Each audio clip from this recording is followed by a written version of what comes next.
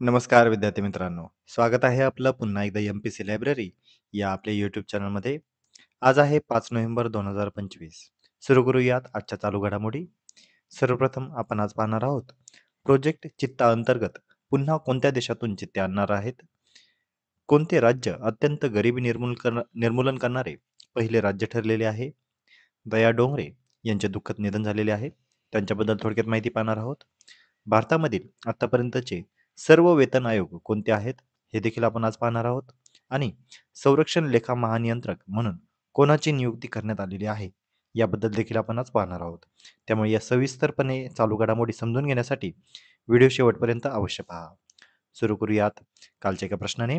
कालचा एक प्रश्न होता, महाराष्ट्राचे उद्दिष्ट कुष्ठरोग मुक्त राज्य हे कोणत्या वर्षापर्यंत आहे? तर याचं योग्य उत्तर आहे पर्याय क्रमांक 1, 2027. नुकतेच महाराष्ट्र राज्य सरकारने कुष्ठरोग या आजाराला नोटिफाईड डिसीज म्हणून आता मान्यता दिलेली आहे. याबद्दल आपण कालच्या व्हिडिओमध्ये सविस्तरपणे जाणून घेतलेला आहे. कालचा व्हिडिओ अत्यंत महत्त्वाचा आहे. तुम्ही पुन्हा एकदा रिवाइंड करून पाहू शकता. आता आपण आजच्या दिनविशेष पाहूया. 5 नोव्हेंबर 1870 देशबंधू चित्तरंजन दास यांची आज जयंती. चित्तरंजन दास म्हणजे सी.आर. दास हे व्यक्तिमत्व आपण इतिहासामध्ये वारंवार ऐकलेलं असेल. असहकार आंदोलनाच्या वेळी यांची प्रमुख भूमिका होती. स्वराज्य पक्षाचे ते संस्थापक अध्यक्ष होते आणि 1922च्या राष्ट्रीय काँग्रेसचे ते अध्यक्ष होते. हे अधिवेशन गया या ठिकाणी झाले होते. त्यामुळे राष्ट्रीय काँग्रेसचे गया अधिवेशन 1922चे अध्यक्ष होते सी.आर. दास. 5 नोव्हेंबर हा दिवस संपूर्ण जगभरामध्ये जागतिक रंगभूमी दिन म्हणून देखील साजरा केला जातो. 5 नोव्हेंबर 2013 मार्स ऑर्बिटर मिशन म्हणजेच MOM म्हणजेच मॉम म्हणजेच याला मंगळयान देखील म्हटले जाते. भारताने पहिले इंटरप्लॅनेटरी प्रोब हे आजच्या दिवशी प्रक्षेपित केलेले होते. 5 नोव्हेंबर 1932 पक्षी वन्यजीव विषयक ग्रंथकार मारुती चितमपल्ली यांचा सोलापूर येथे जन्म. आजच्या दिवशी त्यांची जयंती. नुकतेच त्यांचं निधन झालेलं आहे.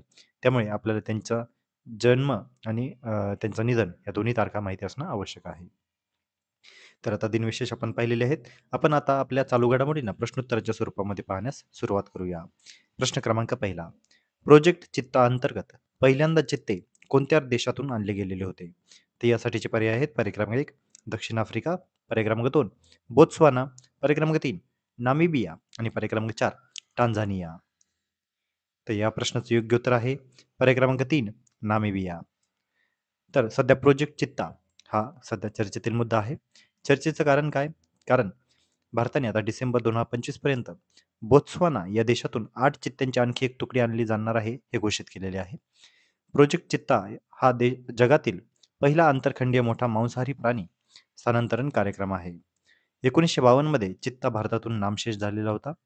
17 सप्टेंबर 2022 या दिवशी नामिबिया येथून 8 चित्ते भारतामध्ये आणलेले होते आणि हाच दिवस हा प्रोजेक्ट चित्ताची सुरुवात म्हणून देखील ओळखला जातो. 17 सप्टेंबर 2022 आणि त्यानंतर 18 फेब्रुवारी 2023 या दिवशी दक्षिण आफ्रिकेतून 12 चित्ते आणले गेलेले होते. त्यामुळे लक्षात घ्या, सगळ्यात अगोदर नामिबिया या देशातून, त्यानंतर दक्षिण आफ्रिका आणि आता बोत्स्वाना या देशातून आपण चित्त्यांची आता एक तुकडी आणणार आहोत. एकूण 20 चित्ते आतापर्यंत आणले गेलेले आहेत आणि हे सर्व चित्ते कुनो राष्ट्रीय अभयारण्य मध्य प्रदेश या ठिकाणी ठेवण्यात आलेले आहेत. आणलेल्या चित्त्यांपैकी आतापर्यंत एकूण 10 चित्त्यांचे निधन झालेले आहे. तर लक्षात ठेवा, प्रोजेक्ट चित्ता हा सध्या चर्चेतील मुद्दा आहे. आपल्याला याबद्दल माहिती असणं आवश्यक आहे. वळूया पुढच्या प्रश्नाकडे. प्रश्न क्रमांक 2, कोणते राज्य अत्यंत गरिबी निर्मूलन करणारे भारतातील पहिले राज्य ठरलेले आहे? तर यासाठीचे पर्याय आहेत पर्याय क्रमांक 1 तामिळनाडू, पर्याय क्रमांक 2 केरळ, पर्याय क्रमांक 3 महाराष्ट्र आणि पर्याय क्रमांक 4 कर्नाटक.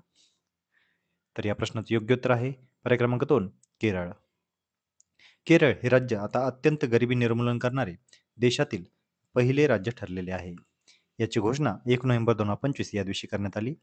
हे यश मिळवणारे ते देशातील पहिलेच राज्य बनलेले आहे. केरळचे मुख्यमंत्री आहेत पिनराई विजयन यांनी ही घोषणा केलेली आहे. 2021 मध्ये केरळमध्ये दारिद्र्य निर्मूलन कार्यक्रमाची सुरुवात करण्यात आलेली होती आणि याच योजनेचे यश म्हणून केरळकडे पाहिले जात आहे. त्यामुळे लक्षात ठेवा, वन लाईनर म्हणून आपल्याला प्रश्न विचारला जाऊ शकतो. अत्यंत गरिबी निर्मूलन करणारे पहिले राज्य म्हणजे कोणते? तर केरळ.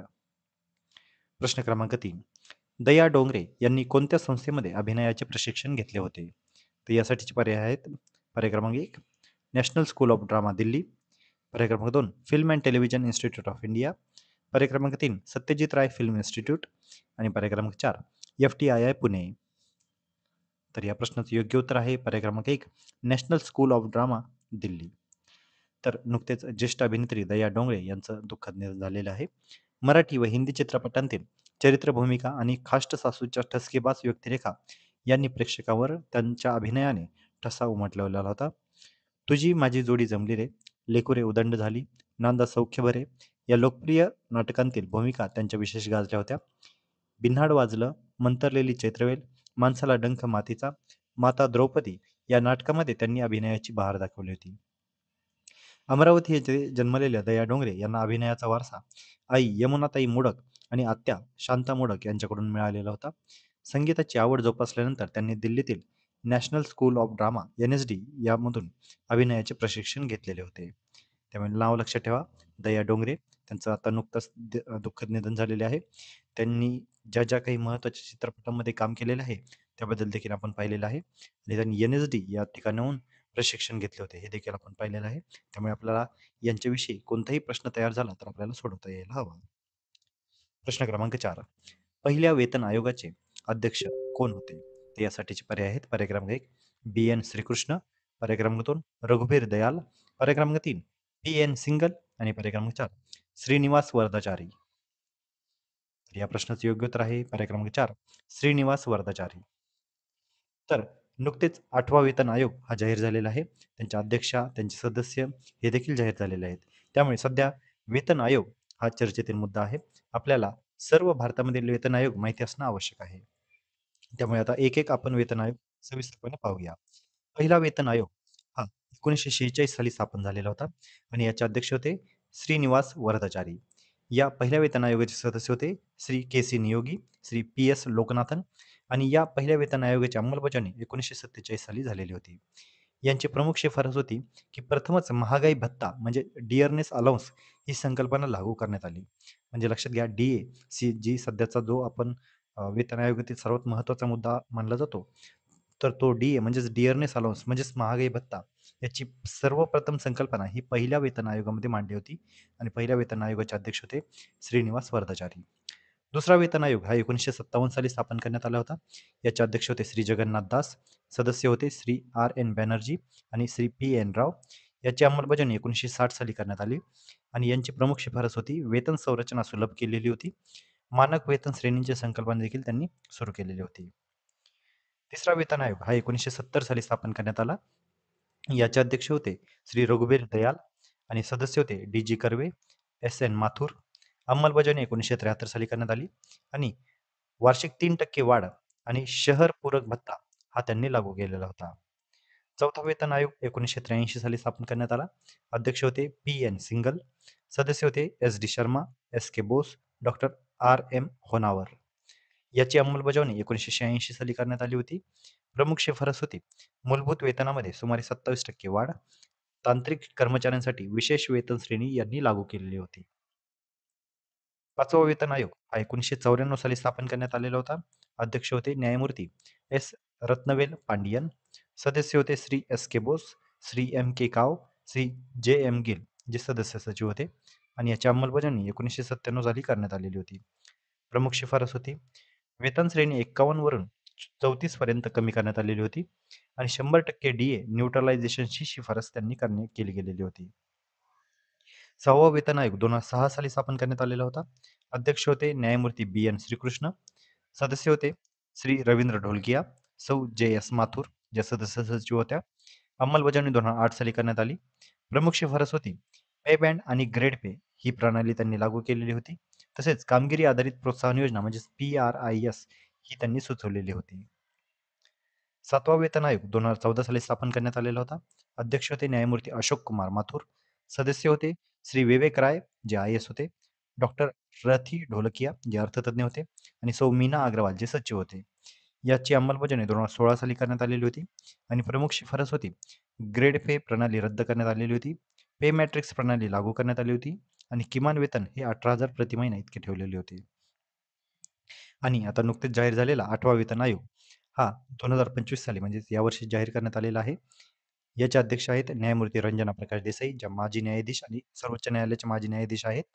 इतर सदस्य आहेत प्रोफेसर पुलक घोष, जे प्राध्यापक आहेत आय-आय-एम बेंगळुरू आणि हे पार्ट टाईम सदस्य असणार आहेत.